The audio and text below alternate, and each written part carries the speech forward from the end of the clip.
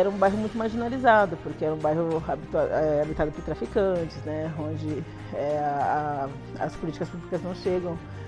A patroa dela pergunta, né, o que foi? O que aconteceu? Sua filha passou em quê? Né? Aí ela fala, minha filha acabou de passar na faculdade. E aí o telefone desliga. E aí a hora que eu chego em casa, eu vou entender que ela desligou o telefone porque eu tinha passado e o filho dela não. Oi, meu nome é Alessandra e eu também sou uma guerreira.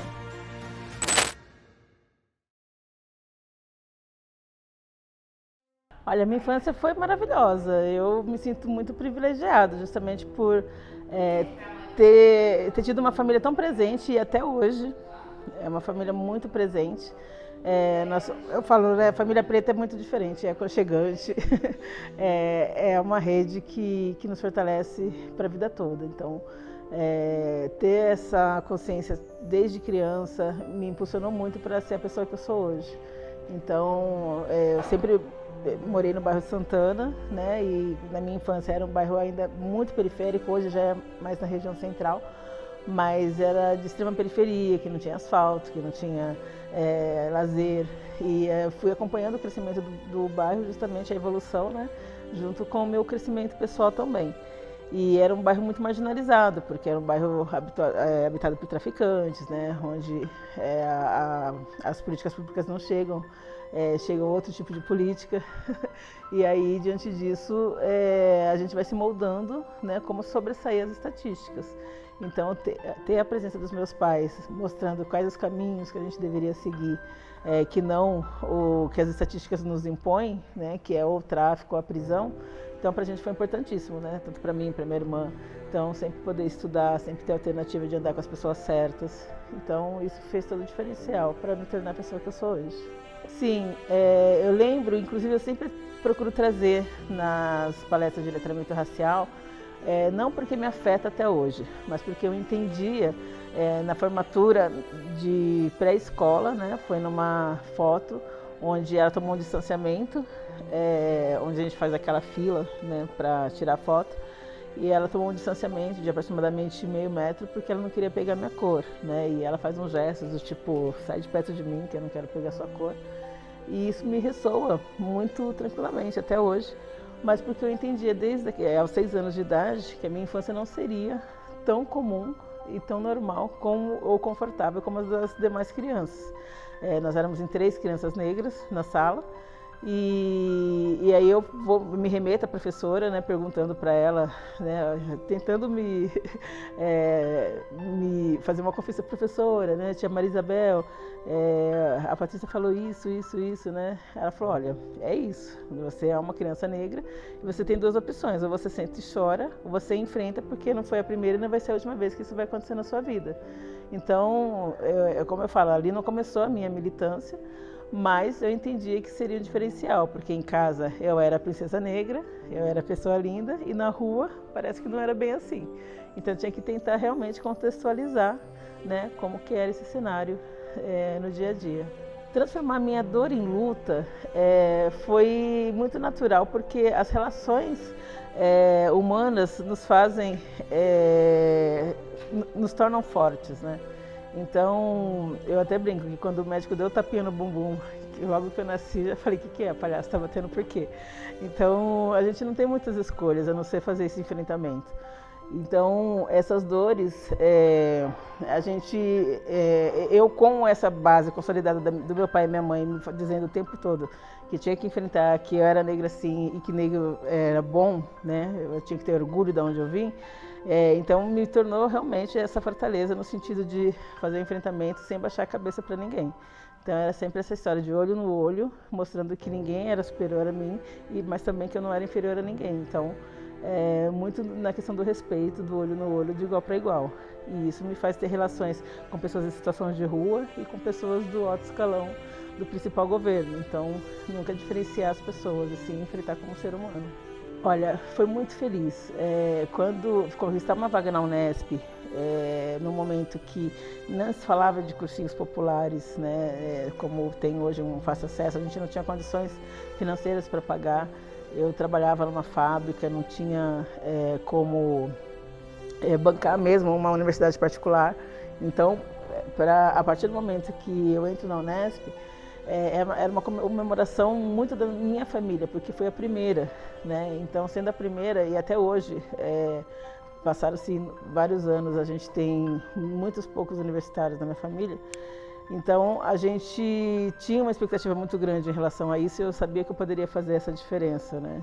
E aí eu ligo para minha mãe, a minha mãe estava trabalhando numa família, na casa de uma família, ela era funcionária de uma família, fazendo serviços domésticos, e eu ligo muito feliz, assim, de um orelhão, na época tinha aquele orelhão, e aí eu ligo da lista que eu fui verificar sozinha lá, porque ela estava trabalhando, não tinha ninguém para me acompanhar, todo mundo indo com a família, vendo os resultados. Aí eu saí do serviço, tipo, proletária, tal, vou lá, vejo a lista, e ligo, mãe, passei. Então, assim, minha mãe entendia muito o que era o passei, né? E aí, a hora que ela vê aquela comemoração, nós dois comemorando, a patroa dela pergunta, né? O que foi? O que aconteceu? Sua filha passou em quê? Né? Aí ela fala, minha filha acabou de passar na faculdade. E aí eu sinto, o telefone desliga. E aí, a hora que eu chego em casa, eu vou entender que ela desligou o telefone porque eu tinha passado e o filho dela não. E ela, na ira, ela pega e desliga o telefone com raivinha, né? Porque a filha da empregada passou e o filho da patroa não. Então ali a gente já entendia, né, como eram as relações naquele momento, tá falando de 20 anos atrás, mas que já eram muito conturbadas. Mas pra gente foi uma felicidade enorme, comemoramos com muito samba mesmo, da maneira preta. Eu lembro quando eu chego, que tá aquela calorada com a recepção dos bichos, eles tinham vários trotes, né, para se passar, e cada trote era de riscar roupa, cortar cabelo. E a hora que eu entro na sala, eles colocam uma passarela e falam, olha, chegou a Globeleza, ela vai sambar, então seu desafio é sambar. E ali eu falei, não, por que a única negra entrando naquele ambiente tinha que sambar? Ali eu já dei no meio de todo mundo, assim, já comecei a fazer meu discurso, e aí o pessoal aplaudiu, era meu primeiro dia, meu primeiro contato com a universidade, e eles falaram, tinha que ser sociais, né, tinha que ser ciências sociais. E não foi com essa intenção, mas simplesmente de me preservar e mostrar que eu não tinha que sambar só porque um monte de branco estava ali querendo que eu sambasse para eles. E ali eu entendi que o meu lugar na universidade seria também de muitos desafios e teria que ser um outro papel, que não só estudar, mas também trazer minha militância, levar minha militância, né, para dentro da universidade. E assim foi. Tudo que eu fiz com recorte racial, procurei estudar com recorte racial. Eu lembro que eu fiquei de DP de uma disciplina de sociologia e aí eu queria me formar com a turma que eu entrei, mas aí eu fui falar com o diretor porque já tinha acontecido de outras pessoas se formarem, e aí ele não deixou e não autorizou porque ele falou que eu poderia depois usar isso contra a universidade.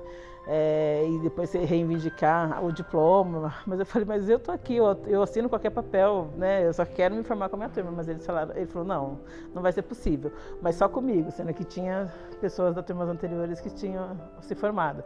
Mas tudo bem, eu fiz mais um ano, e aí para minha grata surpresa, assim, todos os alunos do ano anterior foram na minha formatura, ou boa parte deles, com faixa, com muita comemoração, e para mim, assim, falei, valeu a pena, sabe, toda essa rede que eu fiz durante o período acadêmico. Eu penso que foi aquela afastada da Patrícia lá no pré-primário. Eu penso que o que eu passei naquele momento, de não entender, não compreender bem o porquê que ela estava se afastando de mim e o porquê que eu estava isolada naquele processo, me fez lutar para que outras pessoas não passassem pelo mesmo. Então, obviamente que eu não tive a consciência aos 6 anos de idade, mas ao longo da vida, situações semelhantes como essa, em especial no ambiente escolar, né, no ambiente que é para ter segurança, que é para você se sentir como uma extensão do seu lar, eu entendi que as pessoas não podiam se sentir massacradas, discriminadas, né, excluídas socialmente e passar por esse processo da violência racial. Então, quando eu entro nesse processo de entender a militância negra, foi justamente no processo do FECONESU, que é o Festival Comunitário Negro Zumbi, onde a Nazaré, que é uma referência até hoje, e a Maria Aparecida dentro da militância negra, me chamam e falam, olha, estamos passando o bastão, agora é com vocês, a juventude, para vir e somar com a gente, porque tem que oxigenar e tal. E aí eu entendo que a gente tem que dar continuidade, né? Que toda luta é contínua. E a partir dali eu nunca mais parei, entendendo justamente a minha missão de complementar e poder auxiliar nessa questão da justiça social, né? Em especial sobre a questão da preposição dos direitos humanos, que a gente entende que todos têm que ter esse direito. Olha, eu fico muito feliz de poder ter contribuído, né, com inúmeras delas, mas eu penso que as cotas nos serviços públicos foi um grande feito, porque hoje a gente consegue já ter essa dimensão do número de funcionários públicos que já aumentou, né, o número de funcionários negros devido às cotas raciais. Os prêmios que a gente faz em homenagem às mulheres e homens negros traz toda uma relevância social das pessoas que estão excluídos lá na base, escondidos, invisibilizados, muitas vezes que passam a vida inteira lutando, mas nunca têm a oportunidade de serem homenageados. Então, penso também que traz um significado muito grande. E a conquista da Casa SPAF Brasil, que foi uma conversa que a gente fez em São Paulo, dentro do Conselho Estadual ainda, que eu fui membro do Conselho também. E junto com essa articulação a gente consegue trazer para Araraquara, sendo a segunda no estado, a Casa SPAF Brasil, que hoje já é referência regional também. Então, entre várias conquistas, acho que essas podem ficar como legado. Sempre de muitos desafios. Ocupar lugares onde são ditos que não é para gente, mulher negra, né? Ocupar lugares que são embranquecidos, sempre gera muitos desafios. Porque eu já fui, por exemplo, presidente de um partido político, onde majoritariamente são homens brancos que estão nesse lugar. Então, quando eu chegava para as reuniões, muitas vezes as pessoas, não, mas vamos esperar a cabeça do partido decidir, e a cabeça do partido era eu, quem estava lá para decidir. Então, essa coisa de, às vezes, dar tapa na mesa, fazer o enfrentamento, depende muito de muitas articulações, e as pessoas te excluem simplesmente pelo fato de você ser mulher, né? E ser mulher negra, então, aí o desafio é triplicado. Então, quando eu entro também na Academia Araraquarense de Letras, eu penso que trago também essa simbologia de ocupar um espaço na vertente da militância, de sempre poder pontuar temas que até então não eram discutidos, né, em especial do embranquecimento das academias Brasil afora. Então, a gente consegue também trazer esse recorte, entre outros espaços. Então, assim, eu penso que todos os espaços estão aí para serem ocupados e cabe a nós entrar e fazer a diferença. As religiões de matrizes africanas, para mim, é um tema muito caro, e na minha trajetória elas têm me ajudado a contribuir muito com o meu entendimento pessoal, mas também do que eu posso devolver enquanto políticas públicas para as religiões, porque a gente tem um entendimento muito raso de que, no Brasil em especial, que as religiões são separadas, né? Que Deus são vários os tipos de deuses, e que um cultua o demonismo, né, endemonizado, e o outro cultua realmente uma religião de Deus, de fé. E esse contraponto tem levado a assassinatos, tem levado à depredação, à violação de muitos direitos, mas de templos mesmo, tem destruído histórias, tem destruído, em especial, uma herança africana que nos foi deixado. Então, a minha missão dentro desse contexto é poder minimamente produzir políticas públicas, e quando a gente oferta para a cidade, para a região também, o Centro de Cultura das Religiões de Matrizes Africanas, que é o único órgão no Brasil que traz políticas públicas específicas para esse setor, a gente consegue também contribuir com o instrumento de luta para que isso possa ser disseminado e ser trabalhado de forma intensa, com o respeito necessário que tem que ter às religiões, né? A gente combater o racismo religioso e não é trabalhar a intolerância, porque quem tolera não respeita, simplesmente tolera naquele momento. Mas em especial porque a gente tem visto uma agressividade muito forte de achar que uma religião é superior à outra. Então é mostrar que não é, que o respeito é bom e todo mundo merece. A Feira Afro, a gente fez inúmeras edições da Feira Afro, sendo a primeira 2010, salvo engano. E hoje ela tem se fortalecido porque é a reunião de afroempreendedores e do empreendedorismo negro, ou seja, de pessoas pretas que trabalham com qualquer tipo de empreendimento, mas também de pessoas não negras que trabalham com empreendimentos da cultura e elementos da cultura africana, seja da culinária, seja do vestuário, e isso tem fortalecido muito economicamente essas pessoas, e a gente tem dado um start porque em Araraquara não tinha um movimento segmentado só para esse público. Então a gente consegue avançar dentro das, por exemplo, no 20 de novembro, quando a gente faz as ações, no ano de 2024 foram 6 ações durante o ano. Então a gente consegue já estender para outros órgãos como o SESC, por exemplo, com fomento mesmo, né, e qualificação desses empreendedores. E é algo que era novo para Araraquara. Então tinha dos empreendedores, mas não com recorte racial. Então, quando a gente começa a trabalhar a economia, porque hoje o consumo negro ele tem uma média de 2 trilhões, né, de pessoas de volume no Brasil, esse consumo, e não é valorizado, né? No Brasil são quase 40% dos empreendedores que fazem todo tipo de trabalho, porque sai da economia formal, né, e vai para o empreendedorismo. Então, diante disso, a gente precisa valorizar essas pessoas e mostrar o serviço que elas fazem e oferecem, de forma qualificada, de forma digna. Cultura é vida, né? Cultura é saúde. Por isso que eu brigo tanto quando as pessoas falam que tem que ser uma verba para a cultura, uma verba para a saúde. A verba da cultura, ela salva vidas, justamente isso. Porque cultura é lazer, cultura é amor. Você socializar as pessoas, trazer as pessoas para ouvir uma música, para ver um teatro, para assistir um filme, você está valorizando não só os produtores, os fazedores de cultura, mas tirando essas pessoas também que estão em casa, ociosos, em depressão, a se juntar, né, com grupos e poder respirar outros ares. Então, eu tenho a cultura como um elemento muito forte para mim, independente de ser só cultura afro, eu penso que a cultura como um todo, e ela tem trazido inúmeros retornos, né, para o bem-estar e para a convivência social. Então, é algo que para mim realmente é muito caro e eu impulsiono e estou num projeto que faça justamente isso, né? Impulsionar fazedores de cultura a continuar produzindo sua arte e que a gente possa cada vez mais respirar a cultura.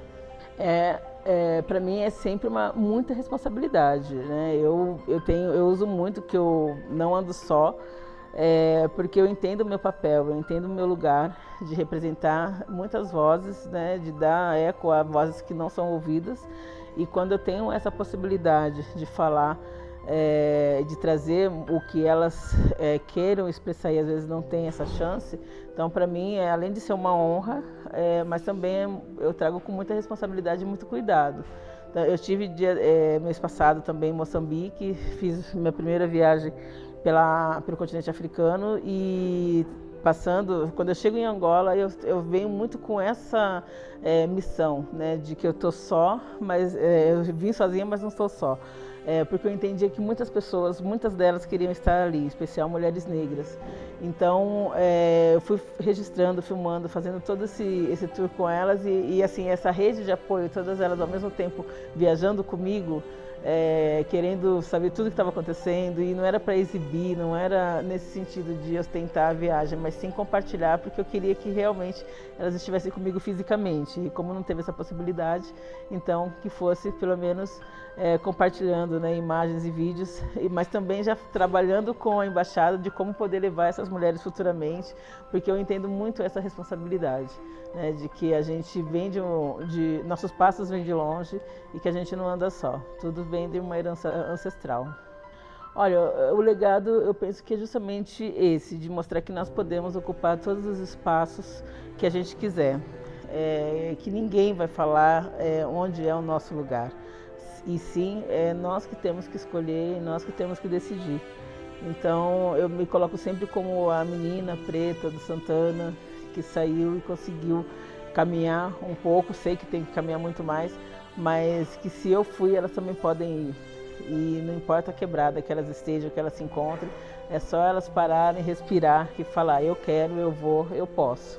E digitando esse mantra, elas conseguem chegar e alcançar o lugar que elas quiserem. Olha, se eu também sou uma guerreira, eu penso que ser guerreira às vezes é dolorido demais, porque guerrear cansa, é exaustivo.